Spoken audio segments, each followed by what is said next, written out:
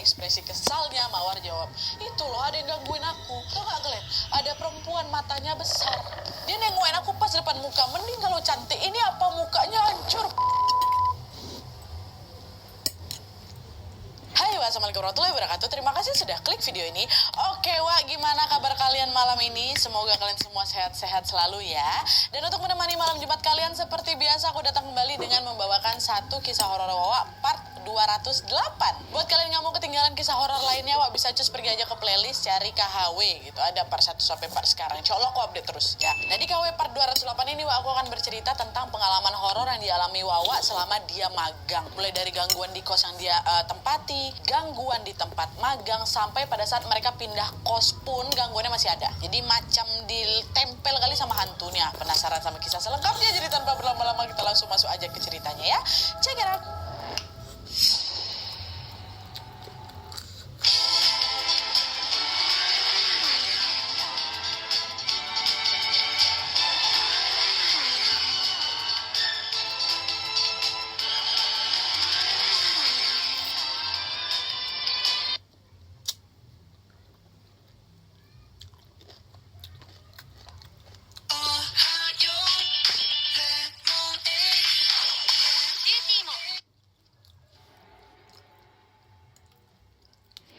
Kisah yang akan aku ceritakan malam ini dikirim sama Wak kita yang bernama Ara dari Jawa Timur. Halo Ara. Nah, jadi Wak, pengalaman horor yang dialami sama Ara ini terjadi pada tahun 2016 ketika dia lagi magang di salah satu stasiun TV lokal di sana. Pada saat itu Ara ini nggak sendirian, ada temannya namanya Dena juga magang di tempat yang sama. Mereka ini magang selama kurang lebih 2 bulan lah gitu. Karena durasinya memang lumayan lama, Wak, mereka berdua pun memutuskan untuk ngekos. Nah, akhirnya pada saat itu Ara sama si Dena pun ngekos lah di salah satu kosan yang memang lokasinya berada di samping tempat magangnya mereka. Mereka sepakat waktu itu ngekos di situ karena harganya murah, Wak, ya. Dan selain itu, tepat di depan kos itu Nadia ada macam warung gitulah, sehingga memudahkan kami kalau misalnya butuh beli makan sesuatu udah tinggal ke depan itu aja gitu.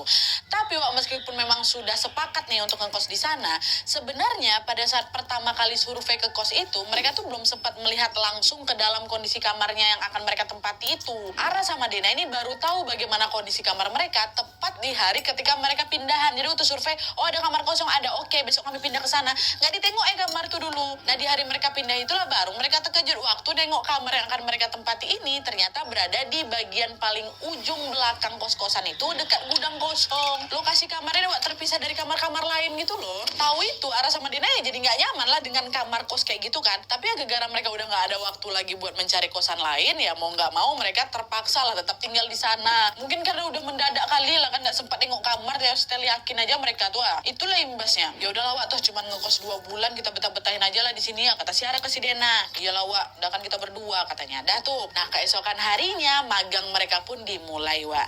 Meski memang keduanya ini magang di stasiun TV yang sama, Ara sama si Dena ini punya jadwal shift yang berbeda. Si Dena dapat shift pagi, mulai dari jam 7 pagi sampai jam 3 sore, sedangkan si Ara dapat shift yang kedua atau shift malam, dari jam 3 sore sampai jam 10 malam ya. Hari pertama magang berjalan dengan lancar-lancar aja, Wak. Setelah berlalu dan ternyata apa yang dikhawatirkan sama Ara terbukti betul, Wak. Kosan yang mereka tempati ini ternyata memang nggak beres, angker memang. Ara sama si Dena nih sering sekali mengalami kejadian janggal di situ. Mulai dari pintu kamar kami tiba-tiba terbuka sendiri, nah dia padahal udah dikunci. Cucian baju kami tiba-tiba bisa pindah di atas lemari, nah sampailah puncaknya adalah kamar mereka ini, Wak, pernah mendadak bau kotoran manusia. Padahal di dalam kamar kami tuh nggak ada kamar mandi. Jadi kos-kosan mereka tuh kamar mandinya di luar, Wak, bukan kamar mandi dalam. Bisa tercium bau dalam tuh, udah mulai banyak tuh gangguan-gangguannya kan. Nah, setelah melewati hari-hari di kosan dengan penuh rasa ketakutan, Dena sama si Ara ini pun akhirnya aku tengok dia ketawa-ketawa lari ke arah lorong, Wak. Ya udahlah, apa kata si Ara kan, masih pun dimulai, Wak. Meski memang keduanya ini kosan lain, ya mau nggak mau mereka terpaksa lah tetap tinggal di sana. Mungkin karena udah mendadak kali lah kan, nggak sempat nengok kamar ya, setel yakin aja mereka tuh itulah imbasnya. Ya udahlah Wak, toh cuman ngekos 2 bulan, kita betah-betahin aja lah di sini ya, kata si Ara ke si Dena. Iyalah Wak, udah kan kita berdua katanya. Dah tuh. Nah, keesokan harinya magang mereka pun dimulai, Wak.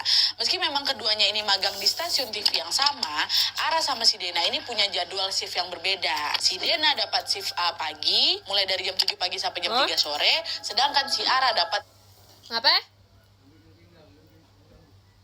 Oh.